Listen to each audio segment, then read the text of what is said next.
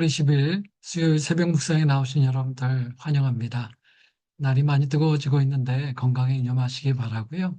오늘 하루도 하나님으로 말미암아 여러분의 시간이 축복의 시간이 되시기를 바랍니다. 오늘 우리에게 주신 하나님의 말씀은 구약성경 레위기 23장 1절에서 4절까지의 말씀입니다. 주님께서 모세에게 말씀하셨다. 너는 이스라엘 자손에게 말하여라. 그들에게 다음과 같이 일러라.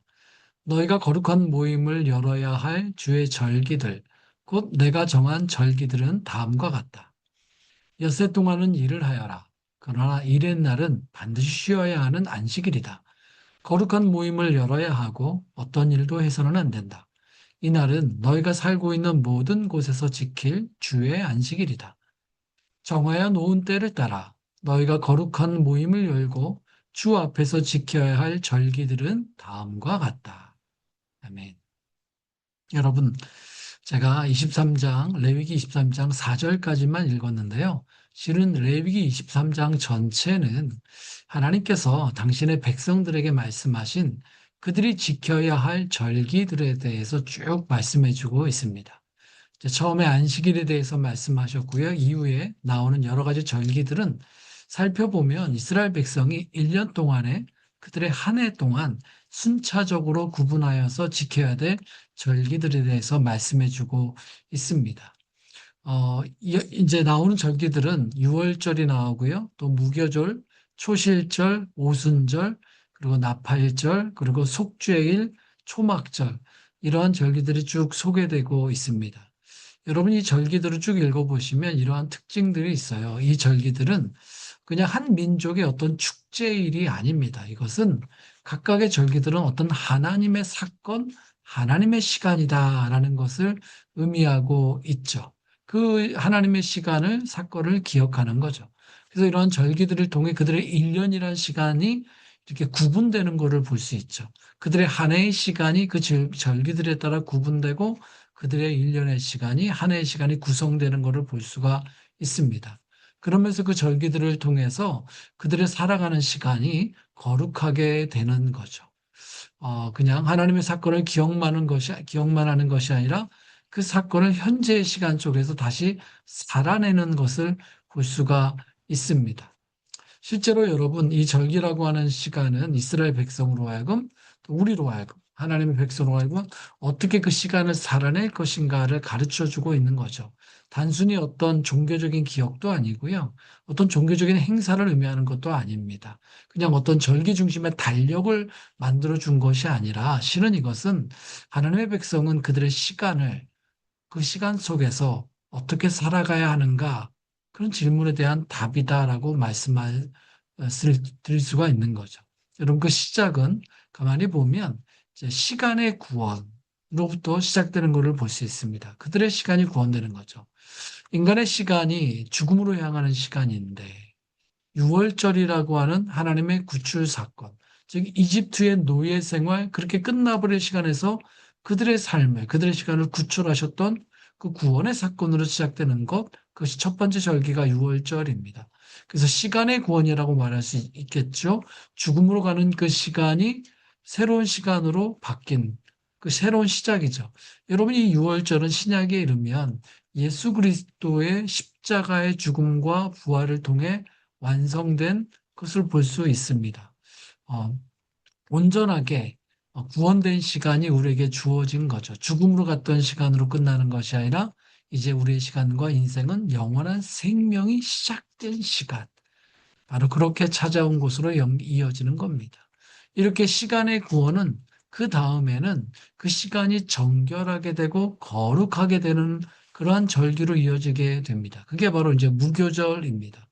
여러분, 무교절이라는 것은 무엇이냐면 누룩을 넣지 않는 그런 빵을 먹는 거죠. 이게 누룩을 넣으면 빵이 부풀어지고 시간이 지나면 부패하게 되죠. 하지만 무교병, 그러니까 누룩을 넣지 않는 떡은 오래 갑니다. 잘 썩지 않습니다. 그러니까 옛 죄악의 부패함으로 더럽혀지지 않는 것. 그런 거룩하고 정결한 삶을 다시 기억하는 그런 무교절인 거죠. 이 죄악된 옛 삶을 제거하는 것을 의미할 수 있습니다.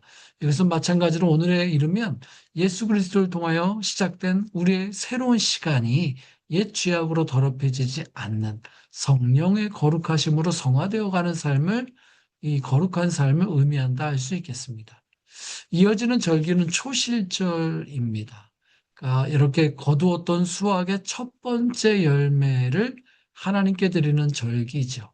새로운 생명이 이렇게 열매로 맺혀졌을 때 그 하나님을 기억하고 하나님께 감사하는 예배입니다. 근데 여러분, 이 초실절은요, 아직 온전한 수확이 이루어진 게 아니에요. 이제 첫 시작일 뿐이지만, 그러나 하나님께서 그 철 열매를 주셨음을 감사하고 아직 수확이 얼마만큼 주어질지 다 알지 못함에도 하나님을 향한 신뢰를 고백하고 감사하는 믿음의 제사다 할 수 있습니다. 하나님 신뢰합니다. 첫 열매이지만 온전하게 나머지 수확까지 삶의 열매를 지키시는 하나님을 신뢰합니다. 드리는 신뢰와 감사를 담은 믿음의 제사라고 할 수 있겠죠. 그것을 가르쳐 주는 거예요. 그렇게 우리의 삶을 신뢰와 감사로 믿음으로 굳건하게 세워주는 그러한 시간이다 할 수 있겠죠. 여러분, 이 초실절, 첫 번째 수확이 지난 다음에 49일이 지나면, 이 49일이면 7 곱하기 7이잖아요. 그래서 보통 그걸 이제 그 다음에 오는 시간을 칠칠절 또는 그 첫 수확의 날 49일이 지난 그 다음 날, 그래서 50번째 되는 날, 그래서 오순절이라고도 하죠. 이거는 풍성한 수확을 거둔 때를 의미합니다. 이때 하나님은 온 공동체가 다 모여서 감사하고 함께 나누라 라고 해서 오순절을 명하셨어요. 하나님이 허락하신 것을 감사하되 나 혼자 즐거워하는 것이 아니라 공동체로 함께 모여서 함께 하나님의 베푸신 은혜를 기억하고 함께 나누는 공동체의 시간을 명하신 거죠. 그리고 여러분, 참 놀랍게 신약 성경에 이르면 이 오순절 때 성령께서 임하시게 됩니다. 당할 수 없을 정도로 성령을 부어주시되 공동체에 부으셨고 한 사람 한 사람마다 성령으로 부어주셨어요. 그렇게 그 안에서 공동체가 성령으로 하나 되게 되고 이때 비로소 최초의 교회가 본격적이고 구체적으로 등장하게 되는 것이 신약의 오순절이 됩니다. 여러분, 레위기 23장은 이어서 나팔절과 속죄일 등을 구분해서 지키라고 말씀해주고 있습니다. 이때는 무엇입니까? 그 새롭게 된 공동체가 다시 영적인 각성을 되새기는 때가 되고요. 또 온 공동체가 이 속죄일에는 개인의 죄뿐만 아니라 공동체 전체의 죄를 들고 나가서 회개하는 때죠. 여러분, 이것은 나아가서 그 사회와 온 민족 전체의 죄를 각성하고 회개하며 새롭게 되는 때입니다. 한 해를 지나가는 공동체가 다시 하나님 앞에 죄를 회개하고 각성하며 새롭게 되는 거죠. 여러분, 신약에 이르면 이것은 아마 오늘날 우리의 사순절과 고난주간을 통해 우리 자신의 죄뿐만 아니라 교회 공동체의 죄, 나아가 우리 민족과 사회의 죄를 하나님 앞에 나아가 회개하며 아파하며 또 변화를 간구하는 그런 시간, 그런 공동체의 각성의 시간이라고 할 수도 있겠습니다. 레위기 13장에 소개하는 마지막 절기는 초막절입니다. 초막절은 이스라엘 백성이 이집트에서 구원받고 난 다음에 하나님과 함께 광야를 지나갔던 장막을 치고 살았던 그때를 기억하는 시간이 바로 초막절입니다. 여러분, 이 초막절의 핵심은 무엇이냐면 동행이에요. 하나님과 함께 동행하는 시간을 기억하고 계속해서 행하라라는 거죠. 구원을 받았다라고 하는 것, 그 한 번의 사건으로 끝나는 것이 아니죠. 이 초막절을 지킴으로써 하나님과 함께 동행하는 삶인 거죠. 구원받았고요. 하나님께 정결함을 계속해서 이어가고요. 그리고 거기서 끝나는 것이 아니라 하나님과 동행하는 것을 하나님께서는 강조하고 있는 거죠.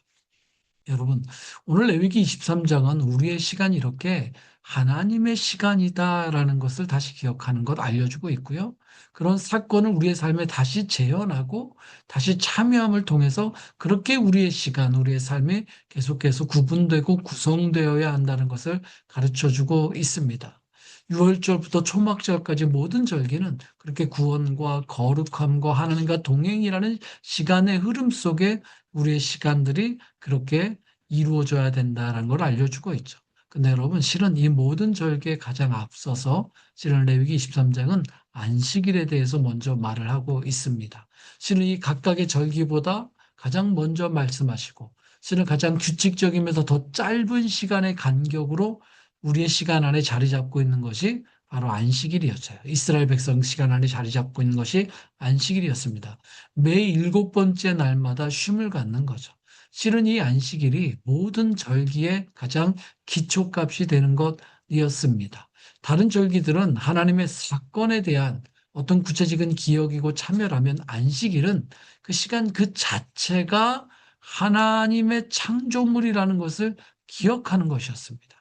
하나님 당신께서 그 시간을 창조하셨고 창조하신 하나님이 또한 안식하는 존재였다라는 것을 알려주고 있습니다. 그 하나님처럼 우리도 하나님의 손에 지음받은 자로 때가 되면 그 하나님처럼 쉬면서 하나님을 만나고 하나님 안에서 쉬고 하나님과 교제함으로써 우리의 삶의 가장 기초 단위에서 그 하나님과 함께 만나며 쉬면서 우리의 삶이 구분되고 형성되는 것, 우리가 그러한 존재라는 것을 다시 깨닫고 배우는 것이 안식일이었죠. 여러분, 이 안식일이 이 일곱 번째 날의 쉼이 신약에 오면 주일이 됩니다. 신약에 오면 더 이상 안식일로 불리기보단 부활하신 예수 그리스도 안에서 쉼을 얻고 그분을 예배하고 감사하고 그분과 교제하는 것, 바로 주의 날, 주일이 되는 거죠. 여러분, 레위기 23장은 이렇게 절기들을 통해 우리의 시간을 구분해 주죠. 그리고 그 구분함을 통해서 우리 스스로가 우리 시간의 주인이 되는 것이 아니라는 것을 분명하게 가르쳐 주고 있습니다. 하나님이 우리의 삶과 그 속에, 우리 삶 속에 시간의 주인이 되신다는 것을 다시 알려주고 있어요. 만일 우리가 그것을 놓친다면 여러분, 우리는 시간의 노예가 되고 맙니다. 더 본, 아니, 더 구체적으로 말하면 우리는 서로의 시간을 노예로 삼으려는 그런 인간의 죄악된 욕심과 죄악된 본성이라는 것이 다시 드러날 수밖에 없어요. 그런 깨진 존재가 될 수밖에 없어요. 실은 레위기 23장을 연구하는 신학자들은 이 말씀이 특별히 현대인에게 매우 중요하다라고 알려주고 있어요. 여러분, 현대인에게 시간은 무엇입니까? 특별히 오늘날 우리의 시간은 보통 자본주의적인 시간 속에 살아간다라고 얘기하죠. 그런 현대인의 자본주의적인 시간은 어떻습니까? 그들에게 시간은, 우리에게 시간은 생산을 위한 시간, 더 효율적으로 운영돼야 되는 시간, 그리고 그 생산과 효율성 속에 더 많은 것을 축적해야 되는 그런 시간으로 이해되고 있어요.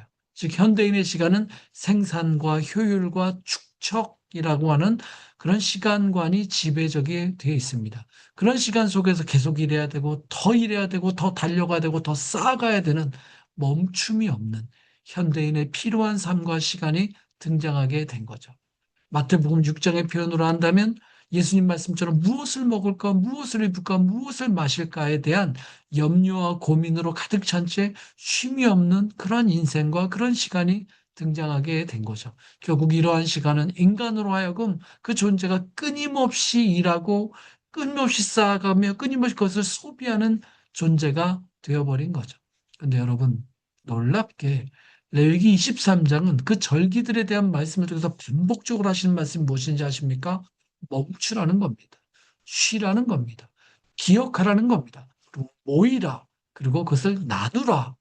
너무 다른 이야기를 시간에 대해서 우리 삶에 대해서 말씀해 주고 있습니다. 오직 하나님의 시간을 기억할 때, 그리고 그 하나님의 시간으로 우리의 삶을 다시 구분하고 다시 구성해 갈 때, 그런 것을 배우고 실천할 때, 순종할 때, 비로소 여러분 우리는 하나님의 시간에 참여하게 되고 하나님의 시간이 우리 삶에 이루어지게 되고 비로소 의미 있게 일할 줄도 알고 멈출 줄도 알고 쉴 줄도 알고 모일 줄도 알고 나눌 줄도 알게 되는 겁니다.